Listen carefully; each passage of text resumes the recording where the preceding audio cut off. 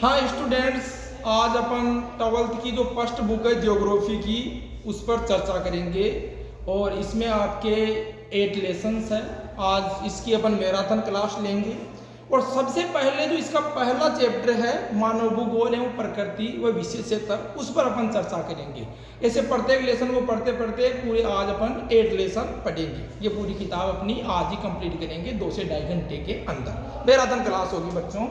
चलो अपन पहले लेसन की बात करते हैं बच्चों। पहला लेसन है अपना लेसन फर्स्ट, मानव भूगोल प्रकृति एवं विशेषता। प्रकृति एवं विशेषता ये आपकी बच्चों फर्स्ट बुक है और फर्स्ट बुक पर अपन चर्चा कर रहे हैं। बुक का नाम है मानव भूगोल के मूलभूत सिद्धांत। और फर्स्ट बुक जो मानव भूगोल के मूलभूत सिद्धांत है उसमें 8 चैप्टर, उसका ये पहला चैप्टर है बच्चों, मानव भूगोल प्रकृति एवं विशेषता। सबसे पहले इस चैप्टर में जो इम्पोर्टेंट है बच्चों वो परिभाषाएं हैं। जो 3 विद्वान हैं उनकी परिभाषाओं पर अपन चर्चा करेंगे। पहली परिभाषा है बच्चों परिभाषाएं। पहली परिभाषा है बच्चों मानव भूगोल पर फ्रेडरिक रेडजेल की।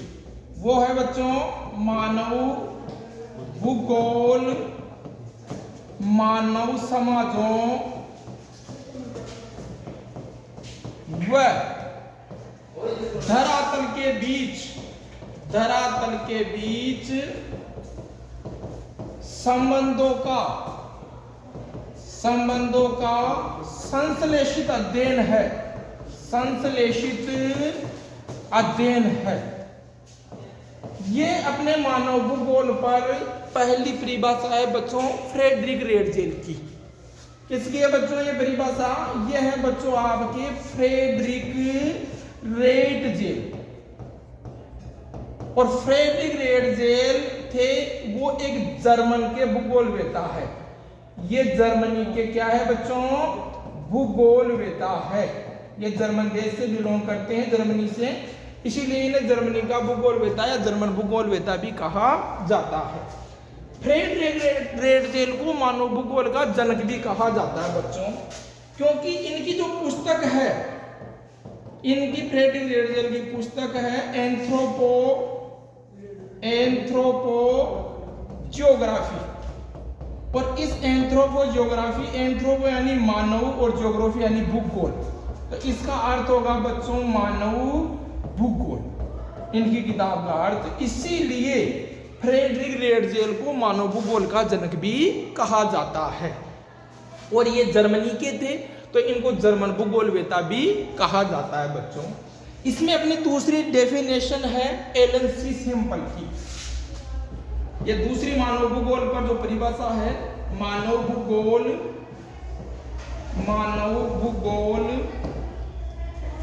अस्थिर पृथ्वी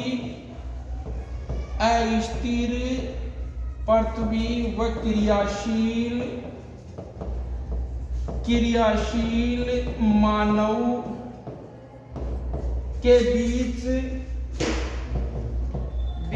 परिवर्तनशील संबंधों का अध्ययन है। ये परिभाषा है बच्चों फ्रेडरिक रेडजेल की शिष्या थी एलन सी सैंपल, जो अमेरिका से बिलोंग करती है। इसे अमेरिकन भूगोलवेता भी कहा जाता है। यह है बच्चों एलन सी सैंपल की ये डेफिनेशन है। और ये जो एलन सी सैंपल थी बच्चों, ये अपने फ्रेडरिक रेडजेल जो जर्मनी के भूगोलवेता है उनकी शिष्या थी और ये अमेरिका देश से बिलोंग करती है, इसलिए इसे अमेरिकन भूगोलवेता भी कहा जाता है। तो ये 2 डेफिनेशन हुई बच्चों अपनी। आगे अपन और कुछ इस पहले चैप्टर में मुख्य बिंदु है उन पर अपन चर्चा करेंगे।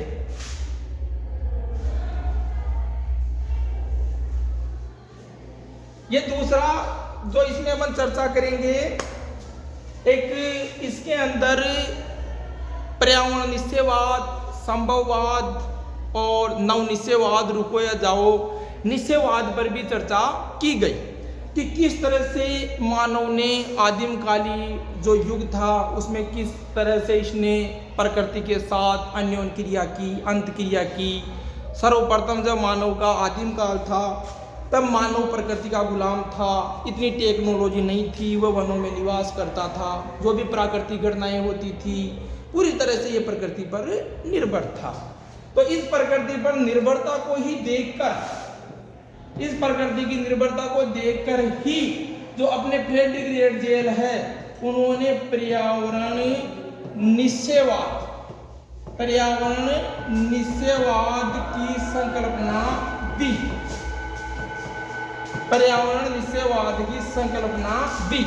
और ये पर्यावरण निश्चयवाद की जो संकल्पना दी बच्चों, वो दी फ्रेडरिक रेटजेल ने। किसने दी बच्चों? फ्रेडरिक रेटजेल ने।